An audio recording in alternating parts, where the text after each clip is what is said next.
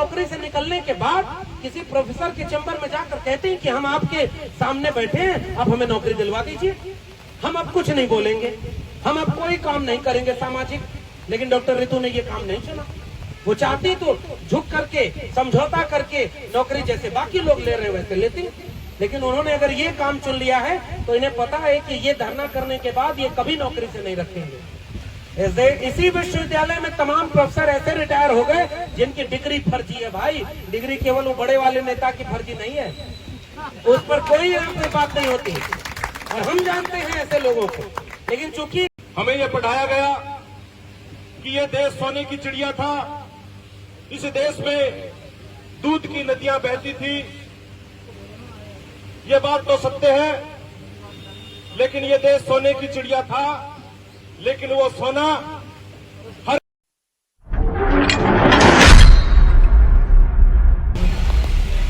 हमारी वैचारिक साथी, हमारे मिशन आंदोलन की साथी और साथ में विश्वविद्यालय की भी साथी रही डॉक्टर रितु सिंह के इस हिम्मत हौसले को मैं सलाम करता हूं। और यहाँ आना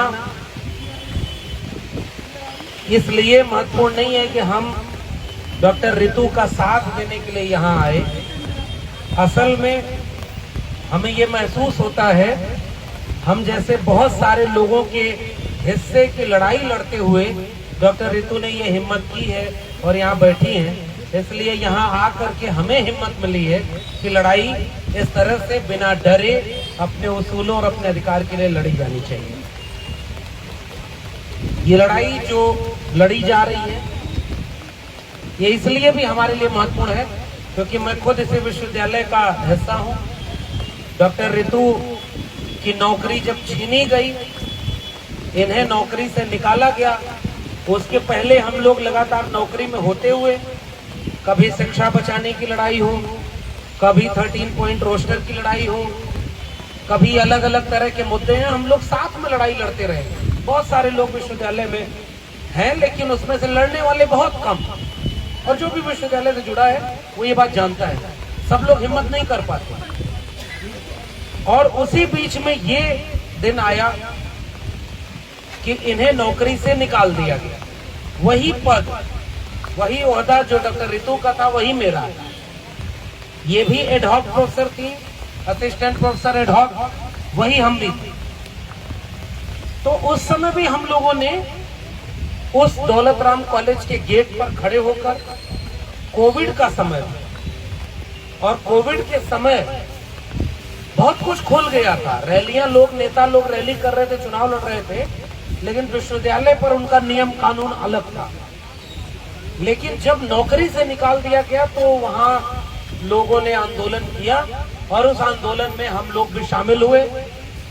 उसका भी एक मुकदमा हुआ। उस मुकदमे में चूंकि हम लोग की तरफ से दिल्ली विश्वविद्यालय शिक्षक संघ एक तरफ से खड़ा था इस आंदोलन में, तो उसके साथ वो पूरा मुकदमा चलता रहा। हम कोर्ट गए, वहां पर सुनवाई होती रही।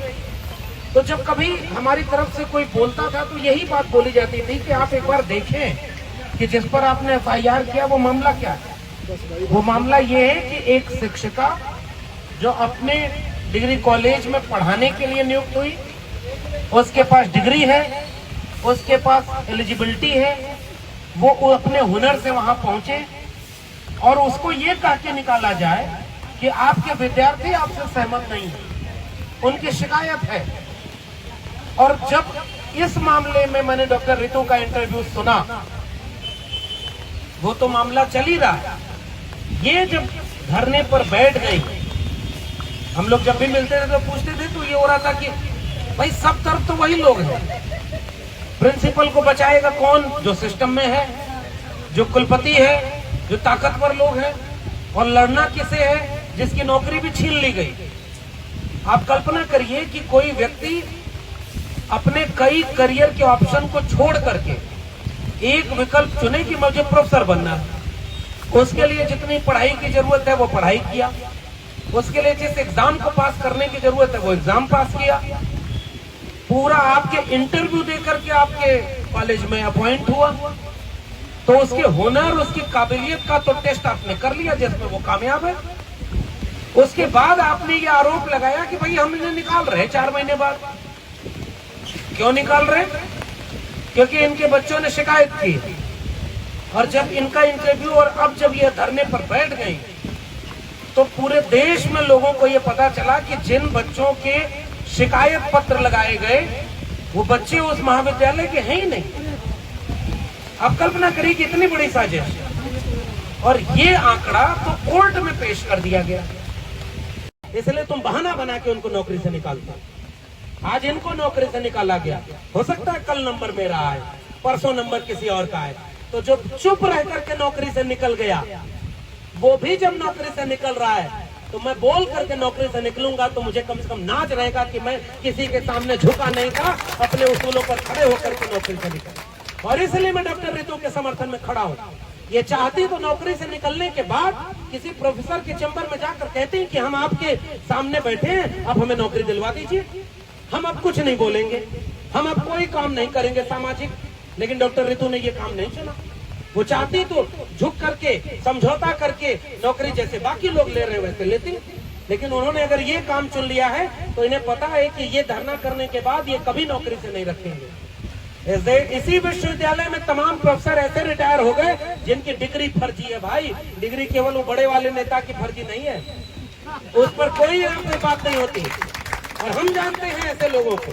लेकिन चूंकि आपस का एक रिश्ता होता है, हम तुम्हें बचाएंगे, तुम हमें बचा लेना, हम तुम्हारा समर्थन करेंगे, तुमको कमेटी में डाल देंगे, तुमको जो है हम अपॉइंट कर देंगे, बड़े ओहदे पर चले जाना, तुमको ये डिग्री दे देंगे, तुमको विदेश भेज देंगे डेपुटेशन पर। सब एक दूसरे के समझौते से चल रहे हैं। हम तुमको प्रिंसिपल बनाएंगे, तुम हमको वाइस चांसलर बनवा देना। इसी से तो पूरा देश चल रहा है।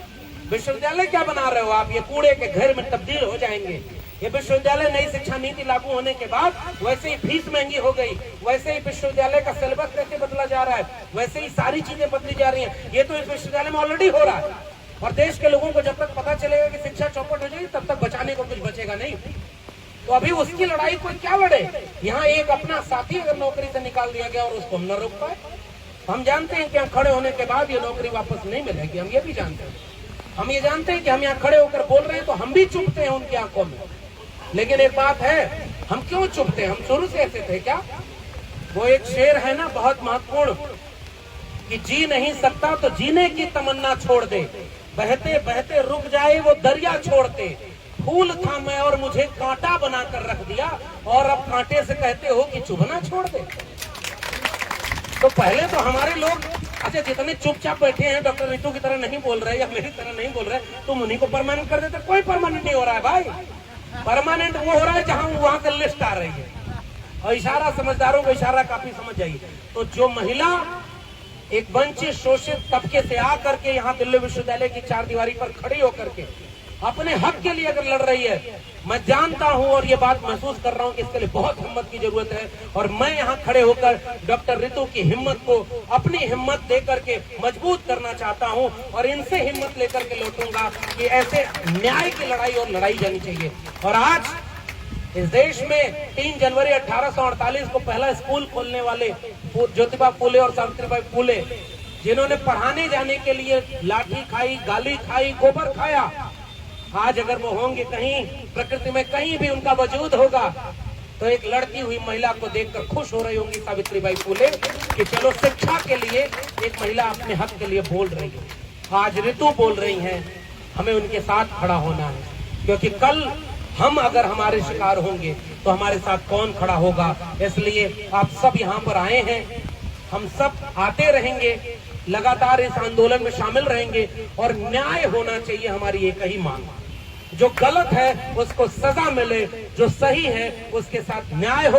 और इस न्याय की लड़ाई में हम आखिरी वक्त तक संवैधानिक मूल्यों के मुताबिक, हम संविधान को मानने और बचाने वाले लोग हैं, हम संविधान को बदलने वाले लोग नहीं है भाई, हम संविधान को मानने और बचाने वाले हैं।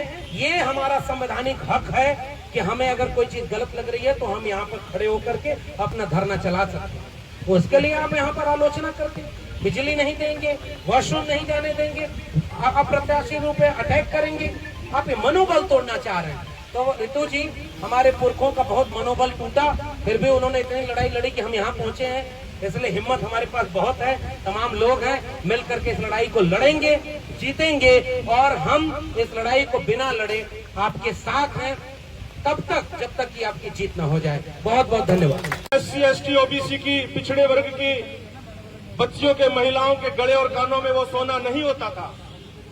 ये सोने की चिड़िया भी सिर्फ कुलीन लोगों के लिए होता था। आज भी जो लोग शासन प्रशासन करते हैं, और पहले भी वो लोग राजे महाराजे हुआ करते थे, उन्हीं लोगों की महिलाओं को, बच्चियों को नसीब था सोना। दूध की नदियां तो बहती थी, लेकिन हमारे शोषित वर्ग के बच्चे एक एक घूंट दूध से भूखे प्यासे मर जाते थे। हमारे बच्चों के लिए दूध उपलब्ध नहीं होता था। तो ये हमें गलत बताया गया। हमारे पास ऐसी कोई सुविधा नहीं थी। हमारे महापुरुषों ने, बुजुर्गों ने आज भी लड़ाइयां लड़ी हैं, पहले भी लड़ाइयां लड़ी हैं। हमें बताया जाता है, हमारे माननीय प्रधानमंत्री नरेंद्र मोदी जी, कि इन्होंने देश के लिए घर बार छोड़ा, अपनी पत्नी को छोड़ा है देश सेवा के लिए, और महात्मा गौतम बुद्ध से अपनी तुलना करवाते हैं। महात्मा गौतम बुद्ध ने मोदी जी की तरह अपनी मर्जी से अपनी बीवी को नहीं छोड़ा। मैं एक बात बताऊंगा छोटी सी।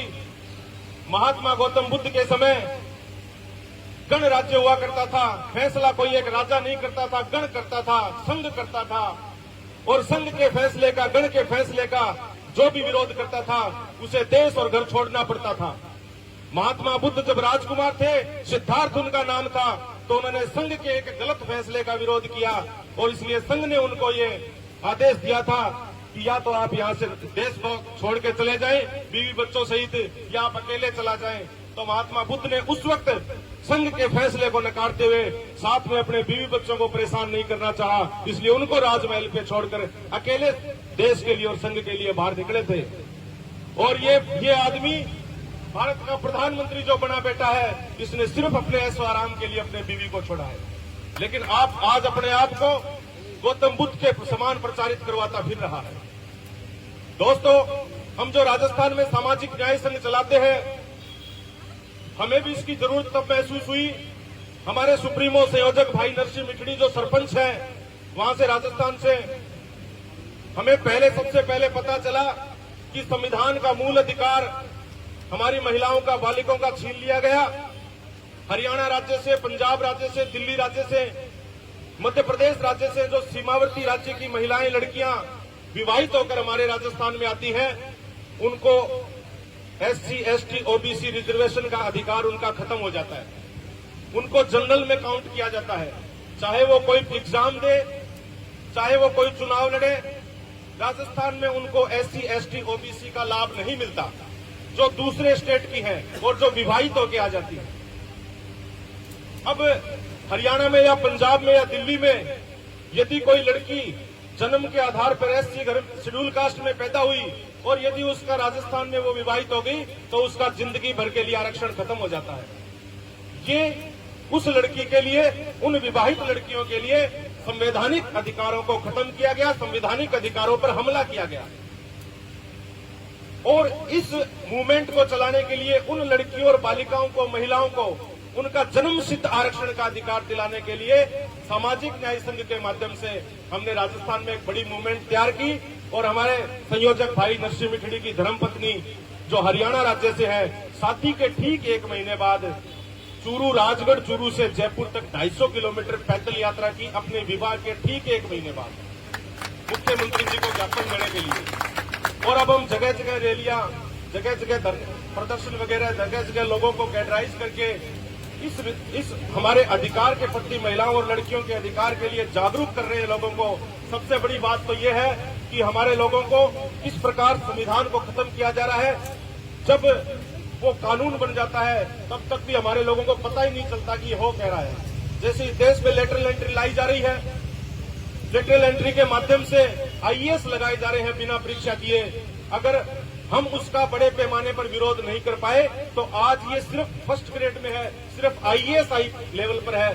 धीरे धीरे ये सेकंड ग्रेड और थर्ड ग्रेड में भी आ जाएगी। अब ये हमारे दांतों में, हमारे मुंह में उंगली देके देख रहे हैं कि इनके दांत है या नहीं है। और यदि हम इसका बड़े पैमाने पर आज ही विरोध नहीं करेंगे, ये संविधान को खत्म करने का तरीका है। ये एक छोटा सा तरीका लेके आए संविधान को खत्म करने का कि ये लोग विरोध नहीं करेंगे तो हम पूरे देश में बड़े पैमाने पर इसको लागू कर देंगे।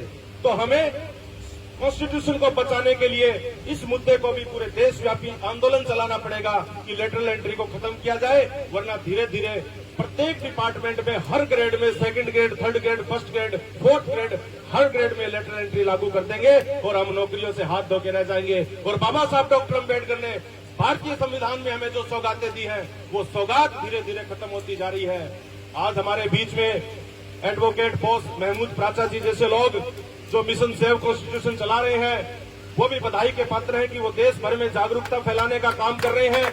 मैं वादा करता हूं कि हम उनके साथ हैं।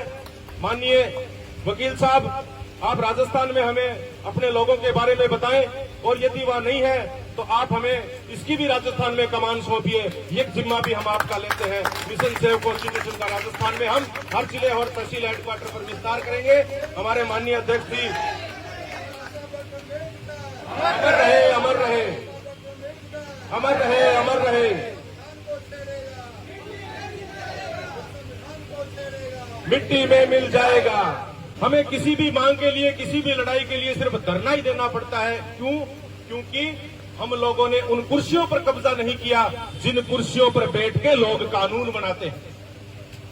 हमें अपनी ताकत का एहसास करके, हमारे समाज को अपनी ताकत का एहसास करा के एकजुट होके हम लोगों को उन राजनीतिक कुर्सियों पर कब्जा करना है जहां से कानून बनाए जाते हैं। जब तक हम उन राजनीतिक कुर्सियों पर कब्जा नहीं करेंगे, हजारों सालों तक हम ऐसे ही धरना प्रदर्शन करते रहेंगे और कहीं हमारी मांग पूरी होगी, कहीं हमारी नई मांग पूरी नहीं होगी, हम ऐसे ही रोते रह जाएंगे। ये कोई एक घटना नहीं है जो बहन ऋतु के साथ हुई है। जगह जगह जहां पर भी हमारे लोग, हमारे शिक्षित लोग, हमारी बहन बेटियां जो अच्छे कपड़े पहन के यूनिवर्सिटी में आती हैं, जो अच्छे भाषण बोलती हैं, जो अच्छी लैंग्वेज पर जिनकी पकड़ है, उनसे जलते हैं ये लोग, ईर्ष्या करते हैं मनोवादी लोग और उनको टॉर्चर करने की कोशिश करते हैं, उनको कहीं न कहीं हताश करने की कोशिश करते हैं ताकि ये लोग चले जाएं छोड़ के, ये लोग यहाँ नौकरी न करें, किसी तरह इनको निकाल दिया जाए ताकि शिक्षा व्यवस्था पर कब्जा कर सके ये लोग, अपने तरीके से शिक्षा व्यवस्था लागू कर सके।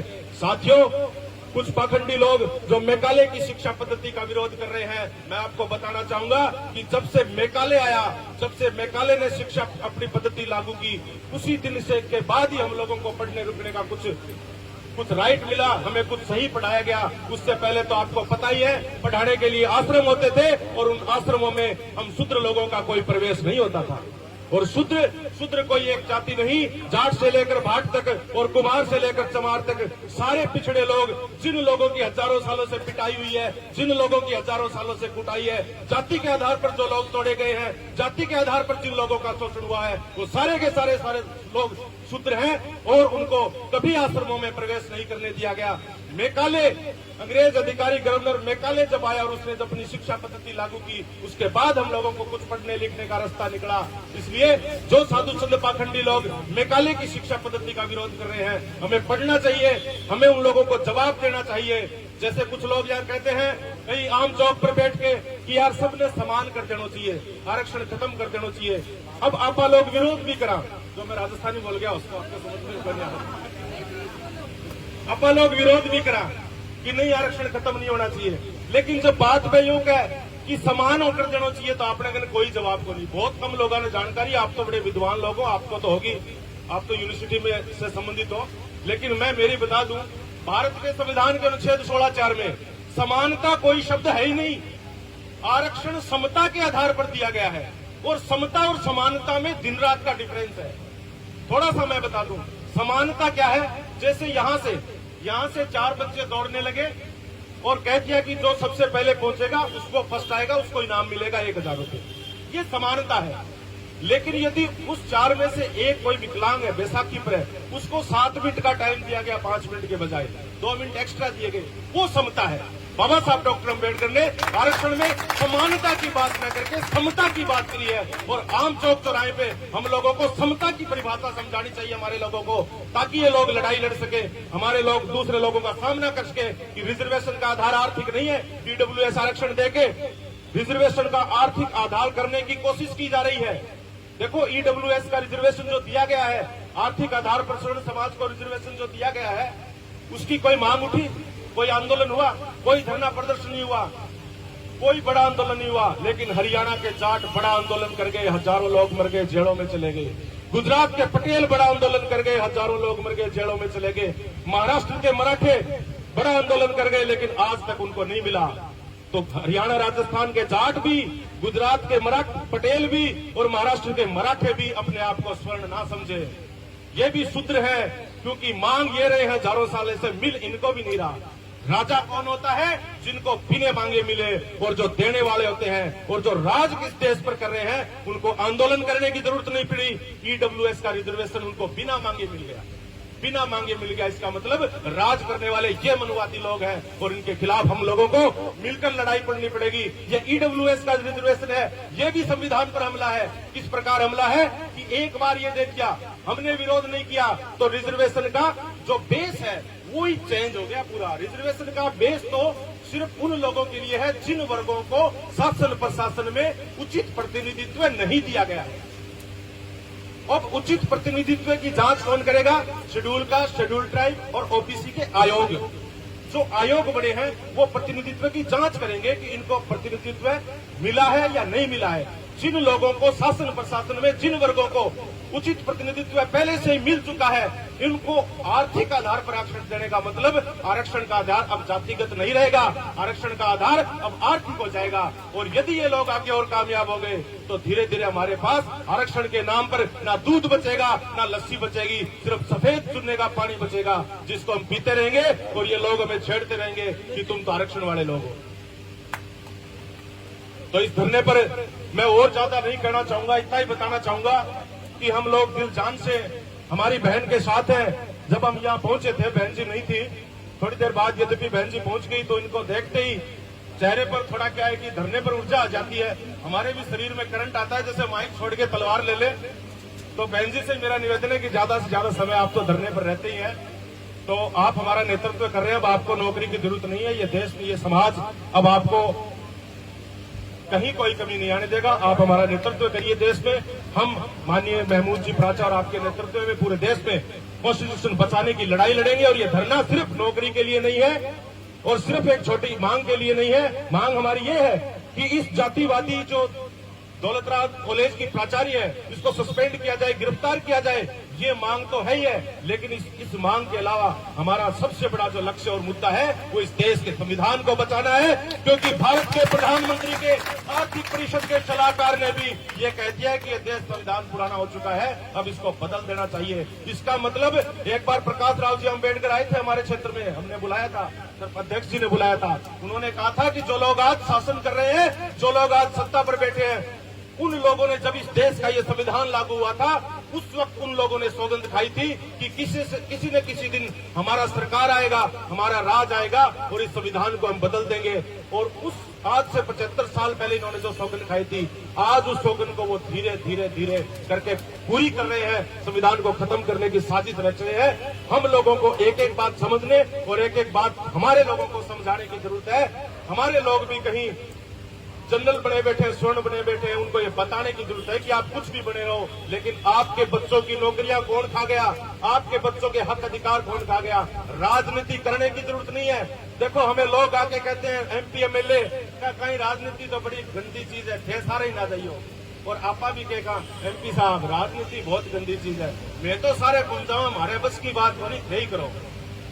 अब उनसे हमें एक बात पूछनी है कि राजनीति यदि गंदी चीज है तो तुम क्यों करते हो? राजनीति यदि गंदी चीज है तो तुम्हारी औरतों को चुनाव क्यों लड़ाते हो? राजनीति यदि गंदी चीज है तो तुम्हारे बेटों को क्यों डालते हो उसमें? और राजनीति यदि गंदी चीज है तो बेटे की बहुओं को चुनाव क्यों लड़वाते हो? इसका मतलब राजनीति गंदी चीज नहीं है।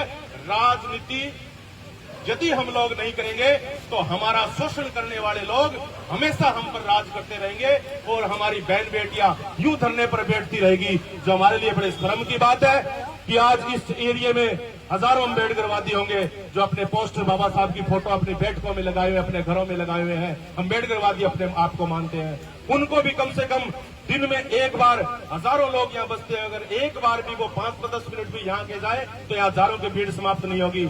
लेकिन हमारे लोगों को नेतृत्व स्वीकार करने की जरूरत है। कहीं न कहीं नेतृत्व हम लोगों को स्वीकार करना पड़ेगा। जब तक हम देशव्यापी, जब तक हम प्रदेशव्यापी नेतृत्व स्वीकार नहीं करेंगे, तो किसी एक का नेतृत्व स्वीकार यदि नहीं करेंगे तो हम किसके पीछे आंदोलन खड़ा करेंगे। इस बात को हमें समझने की जरूरत है। हम तहे दिल से, तन मन धन से बहन ऋतु के साथ हैं और जब जब भी बहन ऋतु हमें पुकारेगी हम हजारों की संख्या में यहाँ पहुंचेंगे। जब भी बड़ा मूवमेंट होगा, बड़ा आंदोलन होगा, हम लोग यहाँ पहुंचेंगे। चाहे आप हमें ये कह देना कि आपको 200 लोग लेके आने हैं, आपको 300 लोग, 500 लोग लेके आने हैं, तो उतने लोग हम लेके आएंगे बड़े आंदोलन में। और पूर्ण रूप से माननीय महमूद जी प्राचा का, बहन ऋतु का हम सहयोग करेंगे और समर्थन करेंगे। और जब जब ये हमें आदेशित करेगी हम इनके लिए, इनके साथ, इनकी इस जंग में, इनकी युद्ध में हम शामिल रहेंगे, हम लड़ते रहेंगे। जय भीम, जय भारत।